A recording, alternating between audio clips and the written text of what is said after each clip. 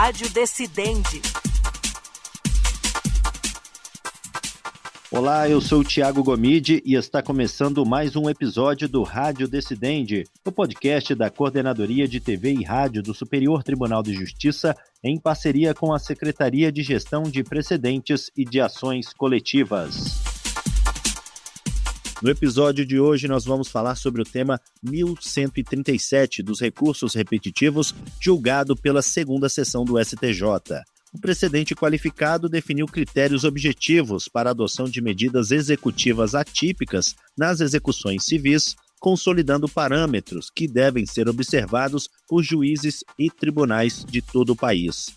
Ao reafirmar a possibilidade de utilização dessas medidas com base no artigo 139, inciso 4 do Código de Processo Civil, o colegiado estabeleceu balizas importantes: a exigência de fundamentação adequada, o caráter subsidiário em relação aos meios típicos de execução, a observância do contraditório e a necessidade de respeito aos princípios da proporcionalidade, da razoabilidade e da menor onerosidade do executado. E para entender melhor os fundamentos dessa tese repetitiva, os limites traçados para a atuação judicial e os impactos práticos do precedente na fase de execução, eu converso agora com o desembargador do Tribunal Regional Eleitoral aqui do Distrito Federal, Guilherme Pupi. Seja muito bem-vindo ao Rádio Decidente. Obrigado, Thiago. Satisfação estar contigo e com os nossos caros ouvintes. Doutor Guilherme, vamos começar explicando para quem nos acompanha qual que é a importância de o STJ ter afetado esse tema 1137 como repetitivo para uniformizar a aplicação das medidas executivas atípicas no país. É um tema bastante importante pelo fato de que, justamente pela essência dele, dar margem para que os juízes e tribunais possam adotar medidas que estimulem o cumprimento de decisões judiciais não necessariamente previstas na legislação, era importante algum direcionamento, algum balizamento para separar aquilo que é considerado algo lícito, algo legítimo, daquilo que eventualmente acabasse por incursionar, por se imiscuir em direitos fundamentais ou até mesmo em medidas que pudessem vulnerar a própria legislação. Então, eu julgo importante essa afetação para justamente dar um direcionamento e uma moldura a separar aquilo que é admissível legalmente daquilo que não será chancelado pelas Cortes Superiores. Ok, e de que forma, doutor Guilherme, essa tese fixada pela segunda sessão do STJ delimita o alcance do artigo 139, inciso 4 do CPC e reduz a margem de discricionariedade judicial? É interessante notar, quando a gente lê tese, o tema fixado pelo Superior Tribunal de Justiça, numa primeira análise as pessoas podem achar que existem ali expressões, limites muito amplos, que talvez numa primeira análise pudessem sugerir algum subjetivismo e tudo mais. Acontece, na minha opinião, que por mais amplos de fato que aqueles limites possam inicialmente parecer, eles geram um fechamento interpretativo e incrementam, oneram argumentativamente os juízes e tribunais com um dever de fundamentação que cumpra aquelas rubricas argumentativas colocadas pelo Superior Tribunal de Justiça, como a subsidiariedade, a proporcionalidade, a razoabilidade, a demonstração de que aquela medida gera, entre aspas, um nexo de causalidade que, de fato, possa propiciar o cumprimento da decisão. Não é possível que se decretem medidas executivas atípicas que, às vezes, sejam muito gravosas ou ineficazes para o cumprimento da decisão. Então, esse incremento argumentativo que é colocado pelo Superior Tribunal de Justiça, inclusive com a necessidade da observância de um contraditório amplo e tudo mais, gera, na minha opinião, um fechamento operacional, um fechamento interpretativo que coloca uma nova camada no dever de argumentação, de fundamentação das decisões judiciais, quando essas decisões judiciais digam respeito à adoção dessas medidas executivas atípicas. E como que o precedente qualificado equilibra aí os princípios da efetividade da execução e da menor onerosidade do executado?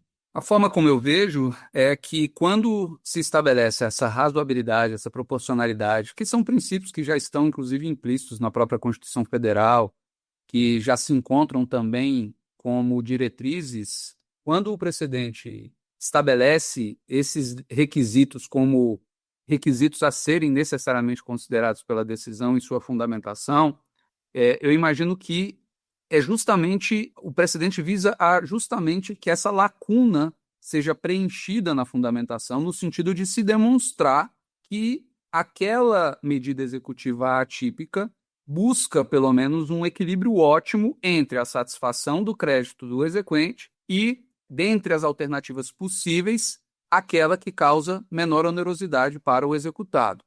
Desde o Império Romano, desde o direito processual civil romano, que nós superamos a ideia de uma execução por mão própria como um instrumento de vingança privada. Então, a execução, por mais que haja no polo passivo um devedor, não pode se prestar a coisa outra que não assegurar o adimplemento de um crédito legítimo daquele que está executando a obrigação. Mas nada além disso. Ela não pode se prestar a reduzir o executado à ruína ou a empreender mecanismos que avancem o limite da sua própria dignidade, de direitos fundamentais básicos, que não tenham nada a ver ou que venham como um efeito colateral do cumprimento da obrigação. Então, eu entendo que o predicado do precedente é atentar para esse equilíbrio, para a necessidade de observância desse equilíbrio e instar os juízes e tribunais a que fundamentem observando isso e, naturalmente, com a fundamentação, essa decisão se abre ao controle pela via recursal. O caráter subsidiário das medidas atípicas representa uma mudança de orientação na jurisprudência do STJ ou consolida entendimentos anteriores? A subsidiariedade, como um dos requisitos, como um dos limites, ela já vinha sendo observada em alguns julgados de tribunais estaduais, de tribunais regionais federais. Já havia mais ou menos um entendimento caminhando para isso. No âmbito da doutrina, essa também era uma baliza defendida por vários doutrinadores e doutrinadoras. No Supremo Tribunal Federal, por ocasião do julgamento da ação direta de inconstitucionalidade número 5.941, também houve, da parte do Supremo Tribunal Federal, essa aposição da subsidiariedade como uma condição. Então, já havia um encaminhamento nesse sentido de se preferirem as medidas executivas típicas em detrimento das medidas executivas atípicas. Então, o que fez o Superior Tribunal de Justiça, ao julgar o tema, foi uniformizar de vez no âmbito da legislação infraconstitucional e, sobretudo, no que diz respeito ao escopo de eventuais recursos especiais interpostos contra decisões que aplicassem o artigo 139, inciso 4, foi uniformizar esse entendimento e, em certa medida, sacramentar um encaminhamento que já vinha acontecendo, mas que vinha acontecendo de forma pontual, de forma difusa. O Superior Tribunal de Justiça, exercendo a sua função de tribunal uniformizador da interpretação da legislação federal, e sendo o artigo 139, inciso 4 do Código de Processo Civil uma norma de lei federal, foi uniformizar e, de fato, afastar qualquer dúvida com relação a esse requisito. Doutor Guilherme, quais são os elementos mínimos aí de fundamentação exigidos pelo STJ para legitimar a adoção de uma medida atípica? A subsidiariedade, a demonstração de razoabilidade, de proporcionalidade, de um equilíbrio entre a menor onerosidade e o princípio da satisfação do crédito, da obrigação do crédito do exequente, a observância, sobretudo, do contraditório e da ampla defesa, ainda que, eventualmente, esse contraditório e essa ampla defesa possam ser garantidos de forma diferida, ou seja, na minha leitura, o tema não afasta, por exemplo, a possibilidade, sobretudo numa medida de natureza cautelar, que haja uma apreciação inaudita altera parte, mas que se garanta posteriormente à parte cumpridora da decisão a possibilidade de contraditório e, sendo as medidas de natureza cautelar precárias, a possibilidade até de o juízo revogar ou rever, modificar a decisão. Tudo isso ainda sem prejuízo de interposição de recurso pelas partes. Mas basicamente seriam a subsidiariedade, a observância do contraditório, da ampla defesa, da razoabilidade, da proporcionalidade. Esses são os principais elementos que o precedente, o tema repetitivo, estabelece. E como que o tribunal tem interpretado a exigência de contraditório prévio, especialmente quanto à necessidade de advertência ao devedor? Tem interpretado no sentido de, até mesmo por força do CPC, o CPC de 2015 ele trouxe uma novidade em relação ao código anterior. Por mais que a gente ainda fale em novidade, já são 10 anos de CPC de 2015 vigente, mas em relação ao código de 73 foi uma novidade, que foi uma espécie de revisitação, de releitura do princípio do contraditório como um dever de consulta prévia, né? A ideia de que não se poderia decidir com base em fundamentos ou elementos que não fossem dados às partes conhecer para poder, eventualmente, influenciar de forma efetiva o convencimento do julgador. Com relação às medidas executivas atípicas, o que existe não é uma grande inovação. É, na verdade, a replicação, o prestígio a essa visão do contraditório que já havia sido entabulada pelo CPC de 2015, no que diz respeito a essas medidas que não estão previstas em lei, mas que vão incursionar na esfera de direitos, na esfera patrimonial do devedor, para eventualmente, inclusive, tolher, ainda que indiretamente, direitos importantes como o de locomoção. A gente conhece, por exemplo, como uma das medidas executivas atípicas mais praticadas, a apreensão de passaporte, a suspensão de CNH. Então, é muito importante que, até mesmo na esteira de um devido processo legal, se assegure ao executado ou aquele contra quem dirigida a medida executiva atípica a possibilidade de combater ou de, pelo menos, responder à tese ou às alegações da parte contrária, no sentido de evidenciar que aquela medida não observou a subsidiariedade ou de que ela não é razoável ou é desproporcional, ou até mesmo essa consulta prévia servindo para estimular o devedor ou o executado, sob a ameaça da prática de uma medida executiva atípica, a cumprir a obrigação antes que essa medida seja adotada. Então, é mais ou menos nessa linha que essa tese tem sido aplicada. Doutor Guilherme, a fixação de critérios relacionados aí à proporcionalidade e à razoabilidade, inclusive quanto ao tempo de duração da medida, cria um padrão objetivo de controle das decisões, a gente pode dizer assim? Quando a gente pensa em proporcionalidade e razoabilidade como expressões isoladamente consideradas, é difícil a gente falar que elas que são termos objetivos, né? Porque são expressões, são locuções que comportam diversos significados possíveis. O que é importante pensar é que, como eu havia mencionado, essas expressões geram um ônus argumentativo, uma camada adicional de fundamentação das decisões judiciais, que vão justamente encontrar na fundamentação da decisão uma objetivação da aplicação desses princípios. A gente sabe que os casos concretos, nós temos aproximadamente 80 milhões de processos judiciais Brasil afora em trâmite. Quando a gente pensa nesses processos, a gente sabe que as realidades, os cenários possíveis, observam uma riqueza impossível de a gente assimilar, de a gente fazer caber numa tese de repetitivo. Então, o que o precedente buscou fazer foi estabelecer princípios que devem ser observados e cuja densificação, cuja objetivação vai acontecer à luz do caso concreto pelo tomador da decisão, mas que são princípios que deverão ser considerados no processo de formação da convicção e de construção da fundamentação da decisão. Daí a expressão que eu usei anteriormente no sentido de uma camada adicional do dever de fundamentação das decisões judiciais, haja vista se tratar de uma medida que não estava prevista inicialmente no ordenamento.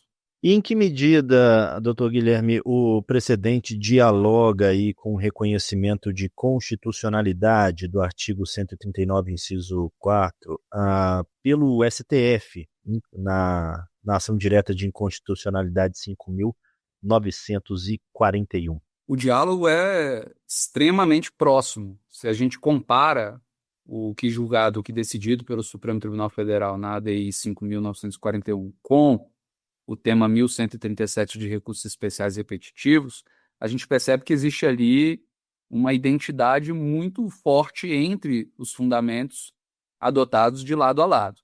Mas isso absolutamente não esvazia ou desprestigia a importância do tema 1137. O artigo 139, inciso 4º, é um dispositivo de lei federal. Então, não seria difícil a gente imaginar diversos e diversos casos, a despeito do que decidido pelo Supremo na ADI 5.941, continuarem sendo alçados ao Superior Tribunal de Justiça por força de uma interpretação equivocada ou não do artigo 139, inciso 4º. Então, o que o Superior Tribunal de Justiça fez seria muito complicado, para dizer o mínimo, que o Superior Tribunal de Justiça fosse contra o que decidido pelo Supremo no ADI 5.941 ou que inovasse demais em relação ao que o Supremo decidiu naquela ADI. O que o STJ faz e faz em boa hora, também no âmbito da legislação infraconstitucional e no âmbito da sua competência funcional de corte uniformizadora do entendimento de normas presentes em legislação infraconstitucional, lei federal, sobretudo, o que é o caso do CPC, é replicar aquele entendimento e também, no âmbito de vigência de cabimento dos recursos especiais, uniformizar e afastar qualquer dúvida com relação a quais são os critérios, com relação à criteriologia que deve pautar o julgador na aplicação do 139, inciso 4º. Esse tema 1137, então, ele pode ser considerado um exemplo de atuação do STJ na concretização de precedentes estruturantes em matéria processual civil, doutor Guilherme? Sem dúvida, sem dúvida. O artigo 139, inciso 4º, até porque foi uma inovação em relação ao código anterior, ele gerou alguma instabilidade decisória e acabou levando diversos recursos, diversos apelos aos tribunais para que houvesse uma lapidação sobre a correta, adequada aplicação desse dispositivo. Então, quando o Superior Tribunal de Justiça afeta essa discussão, e não obstante a decisão tomada pelo Supremo na ADI 5.941, para também definir parâmetros, diretrizes a serem aplicadas, ele dá um passo importante, sim, no seu papel uniformizador e prestigia o sistema de precedentes, os temas repetitivos, como uma ferramenta para a promoção de segurança jurídica. E como que a decisão ela impacta os processos que estavam suspensos na espera da definição desse precedente qualificado?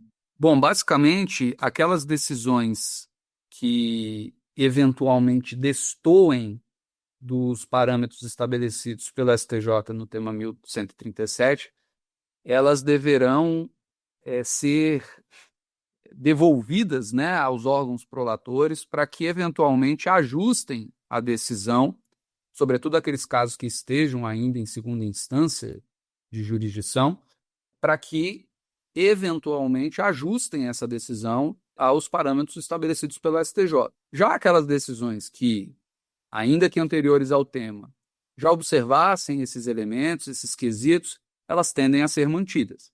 Então, basicamente, o que existe é uma fase de transição em que aquelas decisões contra as quais haja recurso pendente na época do julgamento do tema 1137, que elas sofram uma revisita a fim de se auditar se elas estão de acordo ou em contrariedade a esse tema 1137.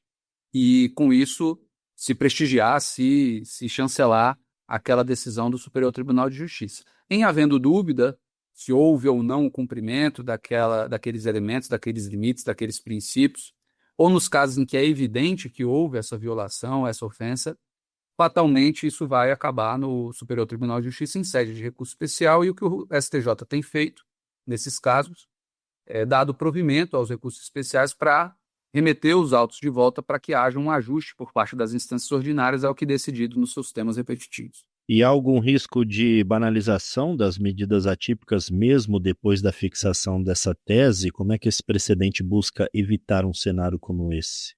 Justamente ao criar parâmetros discursivos de controle da decisão, o precedente, basicamente gera uma controlabilidade dessas decisões. A mensagem sistêmica que é passada é no sentido de que o artigo 139, inciso 4º, não é um cheque em branco para os juízes e tribunais. Existem limites, existem requisitos que devem ser observados para sua aplicação, e é justamente porque existem esses requisitos que essas decisões estarão sujeitas ao controle recursal, como outras estariam, a fim de que haja essa aferição, essa verificação sobre se a decisão andou bem, andou em consonância com o precedente ou não. Então, eu imagino, penso eu, que a ideia do precedente é justamente evitar essa banalização, erigindo, elevando parâmetros que oneram argumentativamente o julgador e impedem justamente que essas medidas sejam banalizadas ou se tornem triviais no dia a dia da praxe forense. E de que forma esse entendimento firmado nessa tese contribui também para a previsibilidade e segurança jurídica na fase de execução? Eu penso que a previsibilidade, sobretudo, ela se personifica no dever do contraditório. A ideia de que o obrigado, aquele contra quem é dirigido o comando judicial, não possa, salvo exceções muito limitadas, não possa ser surpreendido. Então, agora ele tem não só a garantia, a segurança de que, via de regra, será consultado, terá lugar de fala no processo para se insurgir contra a ameaça de eventuais medidas executivas atípicas, mas também ele tem ali os critérios, os parâmetros que vai poder invocar para demonstrar que a medida é adequada ou inadequada.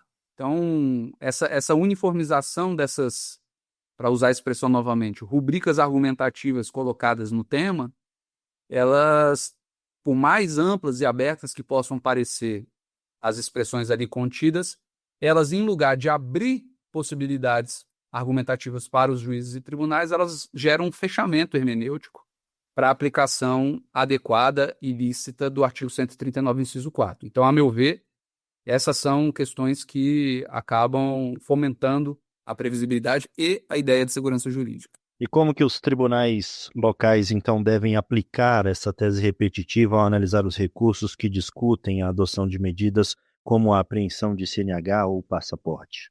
Precisamente com uma atenção muito cuidadosa aos elementos estabelecidos ali no tema. Proporcionalidade, razoabilidade, contraditório, subsidiariedade. E só para ilustrar aqui a questão da proporcionalidade e da razoabilidade. Não faria muito sentido, nem mesmo para satisfação do crédito do exequente, por exemplo, eu estabelecer a apreensão de CNH de um motorista de táxi ou de um motorista de aplicativo. Isso não parece proporcional nem razoável. Quando eu tiro o meio de subsistência da pessoa, eu não só estou afrontando a menor onerosidade, como eu estou também dificultando o próprio cumprimento da obrigação. Também, por exemplo, a apreensão de passaporte, vamos imaginar, de um atleta olímpico que vá representar o Brasil, não faz muito sentido. Aquela é a grande vitrine, a pessoa está representando o país e muitas vezes até aquilo aciona patrocínios que poderão reverter em favor do cumprimento de uma obrigação pecuniária. Então, só esses dois exemplos para ilustrar uma atenção dos tribunais com relação à razoabilidade, à proporcionalidade, à menorosidade, quando, diante de casos concretos, busquem aplicar isso. Mas, sobretudo, quem irá governar essa aplicação e a forma pela qual a razoabilidade e a proporcionalidade se densificam no caso concreto é o julgador à luz do caso concreto. Para a gente fechar essa nossa conversa, doutor Guilherme, esse julgamento ele pode influenciar futuras discussões sobre uma ampliação ou restrição dos poderes executivos do juiz no processo civil ou não? Não, sem dúvida. O que a gente deve ver nos próximos meses, anos, até décadas, é uma análise sobre qual foi o impacto que esse tema gerou na prática, os recursos especiais que acabaram subindo para colocar em discussão a aplicação correta ou não desse tema, e a lapidação jurisprudencial de casos de distinção ou não do tema 1137. Então, sem dúvida, a prática, em toda a sua riqueza, ainda vai decantar muito a aplicação do tema 1137 e, sem nenhuma dúvida, trazer novos elementos para esse debate, mas eu penso que o tema dá um bom ponto de partida no âmbito do STJ para que essa discussão siga no rumo certo. Ok, doutor Guilherme Pupi, muito obrigado por essa participação aqui no Rádio Decidente. Eu que agradeço, Tiago, agradeço a você, agradeço ao convite feito pelo ministro Sérgio Coquina, os servidores do STJ e aos ouvintes que nos acompanharam. Agradeço mais uma vez e fico à disposição para seguir no debate. Um abraço. E esse foi mais um Rádio Decidente, e antes de encerrar, lembra você, ouvinte, que este e outros podcasts produzidos pela Coordenadoria de TV e Rádio, aqui do Superior Tribunal de Justiça, estão disponíveis nas plataformas de stream de áudio de sua preferência. E você também pode nos acompanhar pela programação da Rádio Justiça. Até o próximo episódio. Rádio Decidente.